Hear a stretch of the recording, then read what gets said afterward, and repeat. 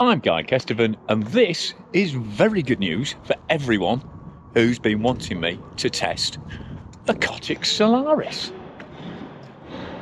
Because I'm here at Cotic HQ, where I believe there is a steel hardtail with my name on it. All right, Sam? All right, Si? All right. How are we? How you doing, mate? No, can I do this? Can I actually shake hands on camera? Look at that. Right, that's enough of that. That's enough hand-to-eye coordination nonsense. Yeah. You both well, anyway? Very good, mate. Very good. Marvellous. How are you? Right, good. Right, enough. This is really awkward doing this. I'm going to turn the camera off. Right, so Si Turner of Cotic Cycles, what exactly am I getting myself into with the Solaris? Well, what you're getting into, knowing what you did with the last flare match I sent to you, you're getting into a bit of you. That's what Oh, I won't take it that silly on the tyres, and well, who knows? I might do, but so it's the Cotic Solaris, which is our ultimate trail sort of XC hardtail, designed around a 120 fork. Just a long, very great grandchild of the original Sol. It's the best hardtail we make. Czech built, 853, custom tube set. So that's a big change from the previous one. It's now made at Fort in Czech. Made in the EU, not Yeah. made in Taiwan. Yeah. But yeah. still Reynolds 853, still oval form top tube. All of that good stuff. Oval form top tube, Reynolds 853, Cotic long shot geometry. For this one, it's gone compared to what was the Solaris Max, although broadly the same model, slightly shorter fork, capability 130 instead of 140, which has allowed us to lower the weight. It's got a lower bottom bracket. It's got C sizing, so it's got that Same as your drop link suspension bike. Yeah. bikes, so that's more proportional sizing, slightly lower standover on all of the various sizes. But yeah, it's everything that made and has made the Solaris great all the way through, just a bit better. But with more, it looks like it's got more mounts as well on the down tube and under the down tube, so it's got that bike packing ability as well. It's sort of, it's not a full bike packing bike, but we've lent into that a little bit because obviously the bike packing side of things is quite a fluid sort of area of the market. So so it's got the same dropouts as our Cascade bike packing bike. So it's got rack mounts on the dropouts, and you can get a little collar for your seat post. Right. Okay. Yeah. Yeah. We've got, because you don't want to interrupt that lovely little wishbone on there. No. Because that's been a hallmark for a long old time. Yeah. It's the wishbone seat stay on a Cotic hardtail is about the only frivolous thing I have ever done on these bikes. I've always got a bit of an eye on the look and the lines and all of that kind of thing. But from a performance point of view, there's nothing to choose between an A stay and a wishbone stay. Yeah. It's just that ever since I saw a Chaz Roberts Dog's Bollocks back in 1991 as an impressionable teenager, I was like, I want one of them. If I'm going to do a bike, it's having a wishbone. Yeah, and it's proper timeless as that, isn't it? Yeah, so the only unfortunate thing is that not every Solaris actually gets one, because the really diddy ones, we run out of space. Right. Okay. So some people have said, "Oh, have you got rid of the wishbone?" No, that is just we have it where we can, and some on the smaller sizes we have to make sure that we can fit things like wheels in and stuff like that. Yeah, and it's 29er, isn't it? Yeah, it's full 29. Is that on all sizes? Yep. Right. Cool. Yeah. And got decent tyre clearance. Is it 2.6? No, these will get a 2.5 in it. Yeah.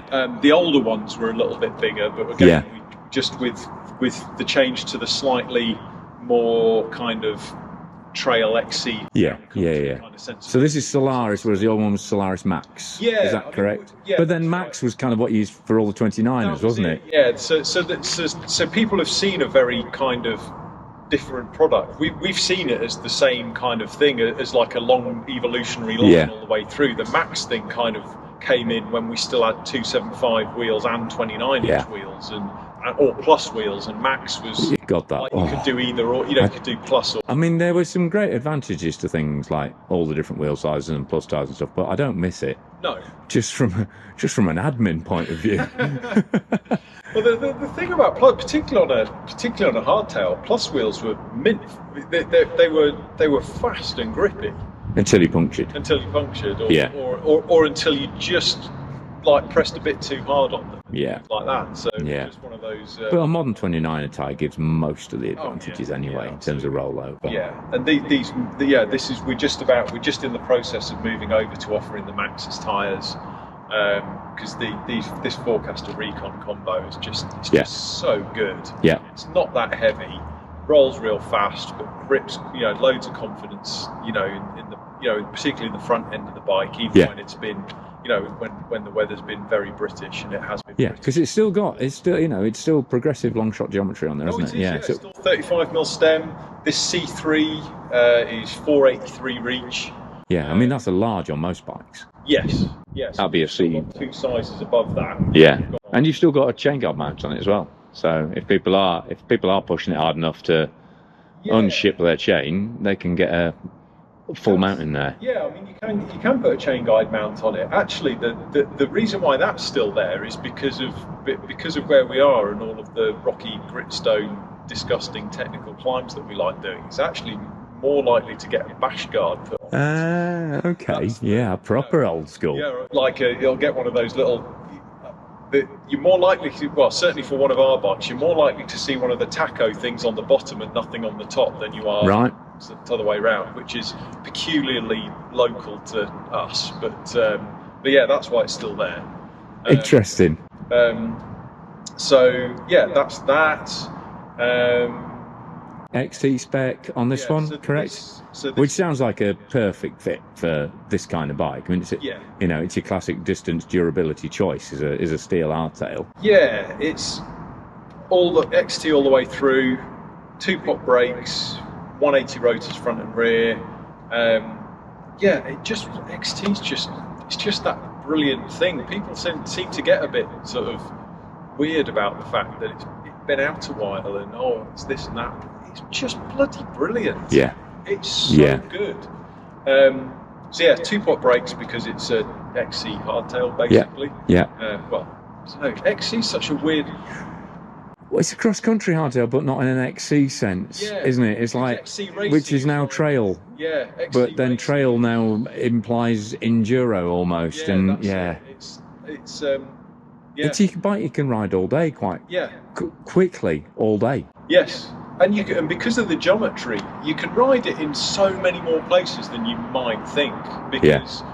Because the geometry is still so poised, and you've got the short stem, you've got the wheel, and you've got a short fork on it, so it isn't going to absolutely bury its nose into stuff. No. It's not going to go proper wonky. No, we've got the Ultimates, which are 120mm, the race day, not the SL version. Yeah, they're just fabulous for the weight. They're just incredible. Yeah, they're stiff and they work real well. And they just complement this bike. They're sort of the fault this bike was waiting for. Yeah. Really. Yeah. So you could ride. I mean, Matt had the demo bike at the Golfy and rode down Wardell Way in the absolute chucking it down rain. Basically similar spec to this, Forecaster's Sid, and he just said absolutely mint. Because actually the thing with it is like, when you're riding steep tech stuff like that, the geometry's the key thing. Yeah, absolutely. It's where you are on the bike and being able to trust the front wheel. Yeah, you're not going that quickly. And it's gusseted. It's double gusseted at the front anyway. Yes, so it's nice and stout there. We've always done that just to external cable routing for easy servicing. Yes, and also just perforating thin wall steel tubes is not necessarily the most sensible thing, especially at the bottom, especially at the ends. Yes, where they're getting a lot of stress. So that's so there is that, but it's nice and it's all nice and together. And we've got the bosses at most of the bosses are at bottle boss spacing.